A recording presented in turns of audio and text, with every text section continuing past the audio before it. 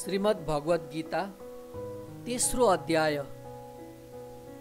अर्जुनले भन्नुभयो, हे केशव, हे जनार्दन, यदि कर्मभन्दा ज्ञान श्रेष्ठ हो भन्ने तपाईको मत हो भने किन मलाई भयंकर हिंसात्मक कर्ममा लगाउनुहुन्छ? दोधारे जस्तो कुराले मेरो बुद्धिलाई मोह गराइजै गर्नुहुन्छ। मलाई एउटा कुरा किटान गरेर भन्नुहोस् जसद्वारा मेरो कल्याण होस्। श्री भगवानले भन्नुभयो, हे निष्पाप अर्जुन, यस मनुष्य लोकमा मैले यसभन्दा अघि दुई किसिमको निष्ठा हुन्छ भनी बताएँ। सांख्यहरूका लागि ज्ञान योगद्वारा र योगीहरूका लागि निष्काम कर्मयोगद्वारा निष्ठा बन्दछ। कर्महरू नगर्दैमा कसैलाई निष्कर्मता मिल्दैन र खाली कर्म त्यागबाट मात्र पनि सिद्धि पाइने होइन। किनभने कुनै कालमा पनि कोही पनि एकछिन कर्म नगरेर बस्नै सक्दैन। सबै परतन्त्र भएर प्रकृतिबाट उत्पन्न सत्व रज तम गुणहरूद्वारा वशीभूत भएर कर्ममा लागिरहन्छन्। जो मूढ बुद्धि भएको पुरुष कर्मेन्द्रियलाई रोकेर मनले इन्द्रियका विषयलाई सम्झिरहन्छ त्यो मिथ्याचारी हो। हे अर्जुन, तर जो मनुष्य इन्द्रियलाई मनले रोकेर अनासक्त भएर कर्मेन्द्रियद्वारा कर्मयोग गर्दछ त्यो श्रेष्ठ हुन्छ।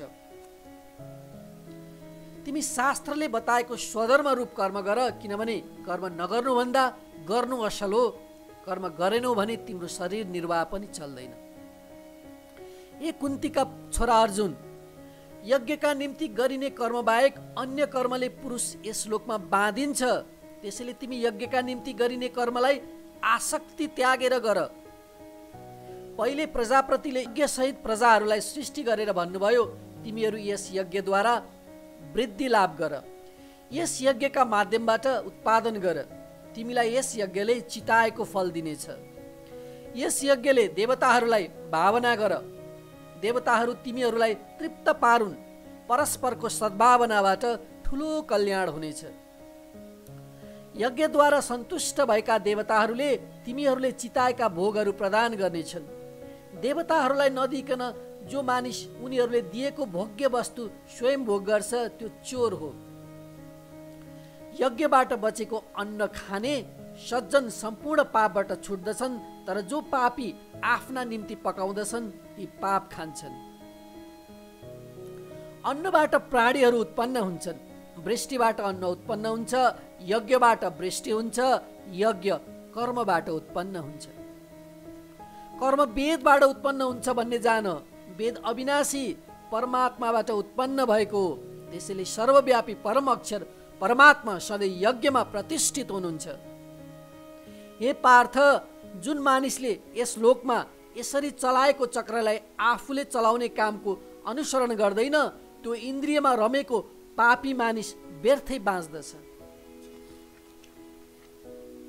तर जो मानिस आत्मामै रमाउँछ, आत्मामै तृप्त हुन्छ र आत्मामै सन्तुष्ट हुन्छ भने त्यसको कर्तव्य बाँकी रहँदैन।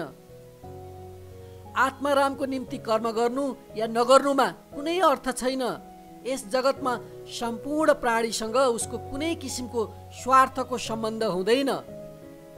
त्यसैले अनासक्त भएर सधैँ कर्तव्य कर्म राम्ररी गर, किनभने आसक्तिरहित भएर कर्म गर्ने पुरुषले परम गति पाउँदछ। जनकादि राजाहरूले समेत कर्मद्वारा नै परम सिद्धि पाए। लोक कल्याणका लागि पनि तिमी कर्म गर्न योग्य छौ। श्रेष्ठ पुरुषले जे गर्छन् अरू पुरुषले पनि त्यही गर्दछन्। ती श्रेष्ठ पुरुषले जुन निश्चय गर्दछन् लोकले त्यही अनुसरण गर्दछ र त्यसैलाई प्रमाण मान्दछ।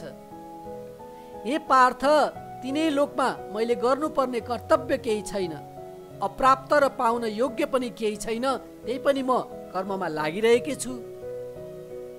हे पार्थ, यदि मैले सावधान भएर कदाचित कर्म गरिन भने सबैजना मेरै मार्गलाई अनुसरण गर्नेछन्।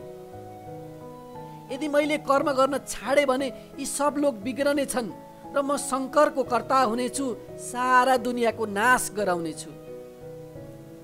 हे भरतवंशी अर्जुन, अज्ञानीहरू कर्ममा आसक्त भएर जसरी कर्म गर्छन् त्यसै गरी ज्ञानीले लोक मर्यादालाई कायम गर्न अनासक्त भएर कर्म गरोस्। ज्ञानी पुरुषले कर्ममा आसक्त अज्ञानीहरूको बुद्धि विचलित नगराओस्, तर स्वयं योगयुक्त भएर समस्त कर्महरू गर्दै कर्ममा तिनीहरूको श्रद्धा जगाओस्।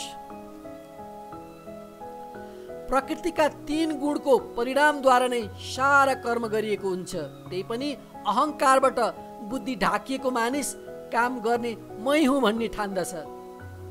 हे महाबाहु, गुणको विभाग र कर्मको विभागको यथार्थ तत्त्वज्ञान भएका मानिसहरू गुणहरू गुणमा रहन्छन् भन्ने मानेर आसक्त हुँदैनन्।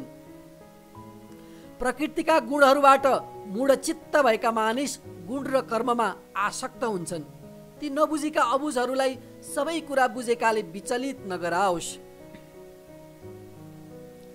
विवेक बुद्धिपूर्वक सारा कर्म ममा सुम्पेर आशा र ममता छोडी सन्ताप रहित भएर युद्ध गर। जुन मानिसहरू श्रद्धायुक्त र दोष दृष्टि रहित भएर मेरो यो मत अनुसार सधैँ चल्छन्, तिनीहरू पनि सम्पूर्ण कर्महरूबाट छुट्दछन्।